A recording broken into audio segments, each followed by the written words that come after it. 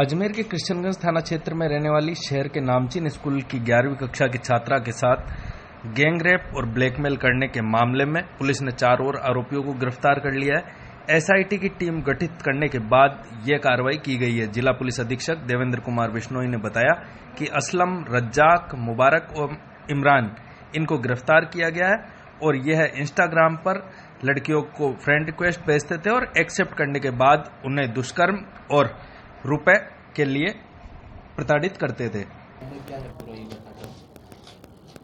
जैसा कि आपको विदित है, जो ये घटना घटित हुई इसकी एफआईआर 30 तारीख को हमारे पास सूचना आई। सूचना आने पर पुलिस टीम ने तत्परता दिखाते हुए जो 3 आरोपी थे मुख्य, उनको तुरंत गिरफ्तार किया।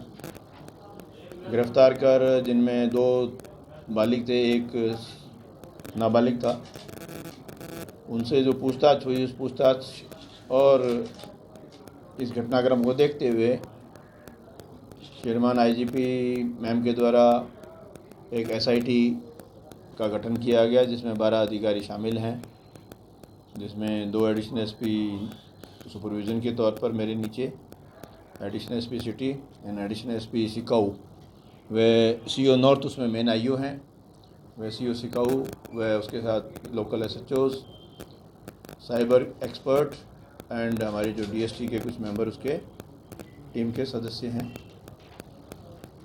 जो मोबाइल इनसे मिले, उन मोबाइल को हमने एफएसएल भेजा ताकि उसमें कोई अगर चैट डिलीट हुई है या कोई गैलरी में कुछ डिलीट हुआ है तो उसको हम उनकी मदद से अगर रिट्रीव होती हैं तो रिट्रीव करने की फाइल्स को कोशिश करें, ताकि कोई और इस मामले में कोई नया पहलू आता हो तो उसको हम देख सकें। एसआईटी के गठन के बाद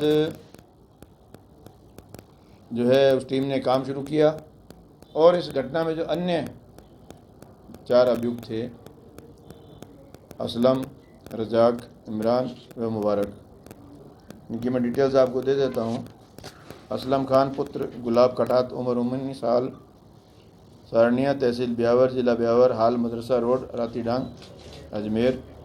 मुबारक खान पुत्र इकबाल खान, उम्र 19 साल, जाति चीता, मस्जिद के पास, राती डांग, अजमेर।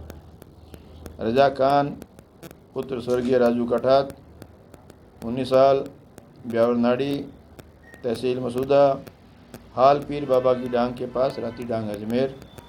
और चौथा इमरान खान पुत्र भोमका, उम्र 19 साल, अस्का मस्जिद के पीछे, राती डांग, अजमेर। इन 4 को पूछताछ कर इनको जो है इस घटना में गिरफ्तार किया गया है। जो मोडस ऑपरेंडी जो मोटे मोटे तौर पर समझ में आई कि सोशल मीडिया का जो दुरुपयोग है इनके द्वारा किया जा रहा है। ख़ास तौर से जो आजकल के बच्चों का जो एक फ़ैशन है इंस्टा पर, स्नैपचैट पर, तो ये इंस्टा पर एक आईडी क्रिएट कर लेते हैं। खुद का मोबाइल नहीं है तो साथी का मोबाइल लेकर उसमें अपनी आईडी से इंस्टा चलाते हैं और रैंडमली जो भी लड़कियां उसमें दिखती हैं उनको ये फ्रेंड रिक्वेस्ट भेजते हैं। कुछ इनको रिजेक्ट कर देती हैं, कुछ ब्लॉक मार देती हैं, कुछ इनकी रिक्वेस्ट को एक्सेप्ट कर लेती हैं, जिनसे रैंडमली फिशिंग करते हैं ये। और उसके बाद जो बच्चियाँ इनके उसमें फ्रेंडशिप एक्सेप्ट कर लेती हैं, चिकनी चुपड़ी बातें करके उसको अपने जाल में फंसाकर फिर उससे जो है फेवर्स लेते हैं और फेवर्स में जो है फिर पैसा और सेक्सुअल एक्सप्लॉयटेशन भी इनके द्वारा किया जाता रहा है, जैसे कि पूर्व में आपको विदित है। और ये 4 भी उस घटना में कहीं ना कहीं शरीक रहे हैं, कॉन्स्पिरेसी में, जो पैसे लाना, लेके जाना, उसके साथ बाहर खड़े रहना। इसलिए इनका भी उतना ही जुर्म बनता है जितना मुख्य अभियुक्तों का बनता है। तो मेरा तो इस घटनाक्रम को देखने के बाद जिला एसपी होने की हैसियत से, एक फादर फिगर होने की हैसियत से तमाम पब्लिक से अपील है कि सोशल मीडिया के जो दुष्प्रभाव हैं इसको आप समय रहते चेत जाइए। आपकी जो बच्चियां नाबालिग हैं, अबोध हैं, उनको अभी दुनियादारी का ज्ञान नहीं है। आप उनसे जो है दोस्ती करें, उनको जो है समझाएं, उनको काउंसलिंग करें और सोशल मीडिया से मेरा ये मानना है पढ़ने वाले बच्चे का ज़्यादा वास्ता ना हो तो अच्छा ही है, क्योंकि पढ़ाई करने की उम्र है। उस पढ़ाई में सोशल मीडिया, इंस्टा वगैरह ये चीज़ें कहीं ना कहीं आपको डेविएट भी करती हैं, और इस तरह के जाल में, क्योंकि वो घर में बातें शेयर होती नहीं हैं, बच्चियाँ जो है नाबालिग हैं, घबराती हैं, तो इस आगे से आगे जाल में फंसती चली जाती हैं। तो पेरेंट्स को भी अपनी रिस्पॉन्सिबिलिटी समझनी पड़ेगी, और अपनी इस तरह जो चाहे बच्चा हो या बच्ची हो, उनको जो है प्रॉपर काउंसलिंग करें, प्रॉपर मार्गदर्शन दें, और सोशल मीडिया के जो दुष्परिणाम हैं उस दुष्परिणाम के बारे में उनको अवगत कराएं। बच्चे समझदार हैं, ऐसी बात नहीं है, उनको यदि आप समझाएं तो जल्दी समझते हैं, बट उनको ज़रूरत है इस चीज़ के बारे में बताने की, क्या अच्छा है क्या बुरा है। तो ये मुझे इस घटनाक्रम से कुल जो है, क्योंकि आज सोशल मीडिया का ज़माना है, सोशल मीडिया में चाहे फेसबुक हो, चाहे व्हाट्सएप हो, चाहे आपका इंस्टा हो, स्नैपचैट हो, जो भी प्लेटफॉर्म बने हुए हैं जो सोशल मीडिया में हम फ्रेंड रिक्वेस्ट भेज सकते हैं, इनक्रिप्टेड मैसेजेस आदान प्रदान होते हैं, ऐसी जो भी तमाम सोशल मीडिया की जो प्लेटफॉर्म्स हैं उन पर बहुत सावधानी रखें, और अनजान लोगों से जो है फ्रेंडशिप रिक्वेस्ट एक्सेप्ट ना करें, मेरा ये निवेदन है। ये मोटे मोटे तौर पर जो आज की घटनाक्रम है मैंने आपको ब्रीफ किया। इनकी मेन रूप से कभी पैसे लेने भी गए हैं, कभी वो जैसे पैसे खुद लेने गया है, या जो सेक्सुअल एक्ट करने उसने जैसा बताया बयानों में आया है, तो ये बाहर खड़े रहकर उसकी निगरानी भी करते थे, तो कहीं ना कहीं सहयोगी तो उसके रहे हैं। सर, जिस तरह से सामने आया कि अरबाज फोटोग्राफी भी कर रहा था, तो क्या ये कहीं और दूसरी जगह भी इस तरह के कृत्य कर रहा है? इस पे भी पुलिस जांच कर रही है?